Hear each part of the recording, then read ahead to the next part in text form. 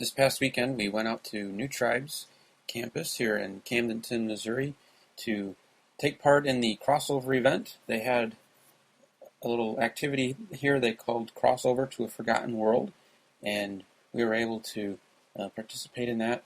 And what we did is we started down the trail, going through the woods, and came to a checkpoint, and some guards went through some of our things, and we're still not sure if it was an official government checkpoint or some rebels just trying to extort some money or whatever.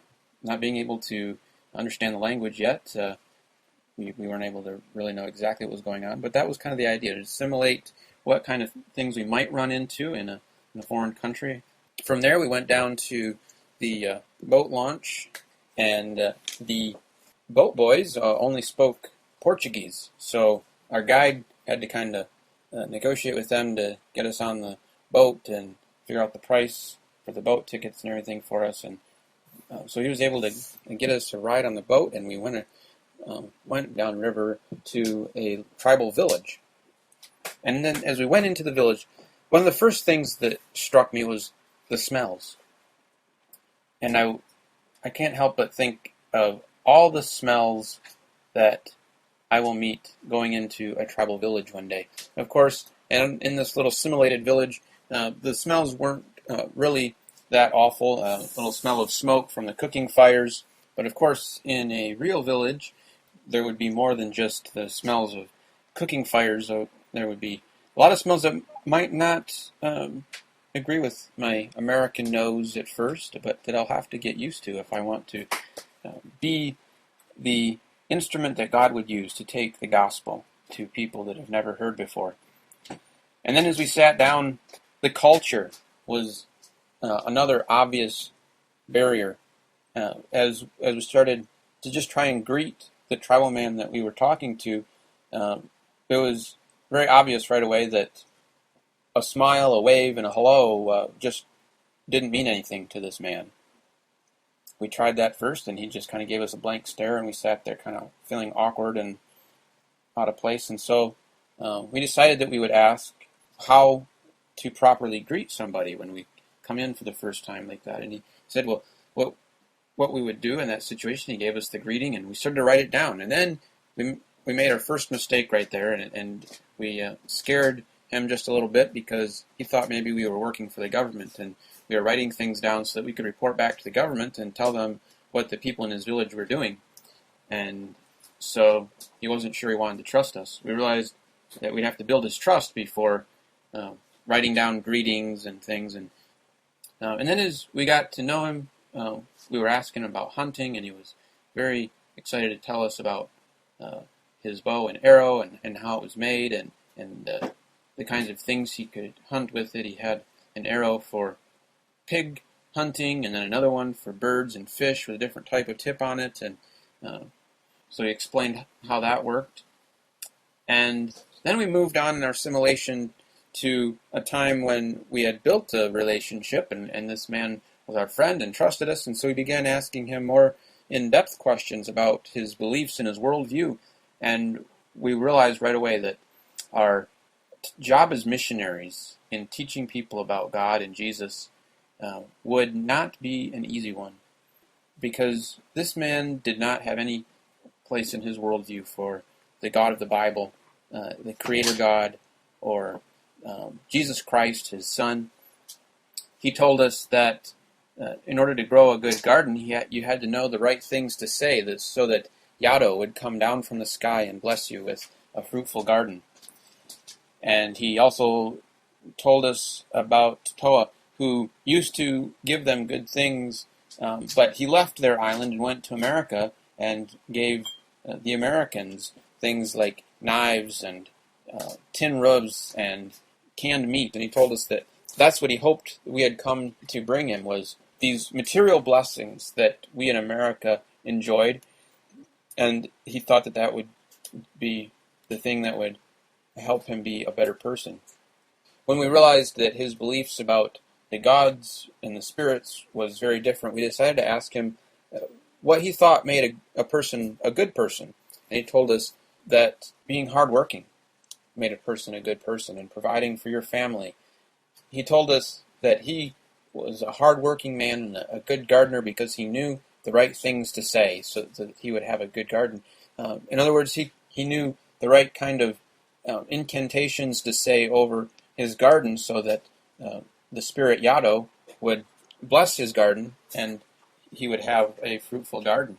And then he told us also about where he thought the ocean came from. He told us about a mango tree that had a fish that popped out of it one day as it was growing, and this family wondered what it was, and the father didn't know if it was good to eat or not, so he took it to an old woman thinking, well, if she dies, it's not a big loss, but obviously I don't want to die and I don't want to kill my family, so we won't eat it. But if she doesn't die, then we'll know it's good, and we can eat this fish. And she ate the fish and didn't die, and she said it was very delicious, and so he said, well, let's get more fish. So he decided to chop down the mango tree, and when he did, not just fish came out, but water too, and that's where the ocean came from. And that right there let us know that if we were to begin talking about the Creator God and the creation in the beginning, we would come across as being people with very strange beliefs. Because he took his myths very seriously. To him, they were true. And those are the kinds of things that missionaries are up against all the time as they go out into the jungles all over the world. They meet with people who have very different beliefs about the origin of the world and where different things came from, and to them they're very true. They don't think of them as fairy tales. To these people, these stories are very true, and the stories that we read in the scriptures are very strange to them. So he went on and told us more about what it meant to be a good person. We realized that stealing was not necessarily a bad thing. Getting caught was, but if you could steal and do it well, you were just as good as the person who grew his own vegetables or hunted his own meat, because you were still providing for your family. You just chose to do it by stealing. And if you worked hard at it and you didn't get caught, you did it the right way, then you too were a good person because you were able to provide for your family. And a bad person was someone who didn't know the right kinds of incantations to say over his garden, or the right kind of things to say to the spirits to help with their hunt, or maybe they got caught while they were stealing, and so they weren't able to provide for their family in that way. And those are the things that made a person either good or bad. And we realized then that these people had no concept of morality, good and evil in that sense. And that, again, gave us a little glimpse into the worldview, realizing that they are very focused on the physical world around them, material things, and they want more material goods, and they hope that that's what we as missionaries would bring them.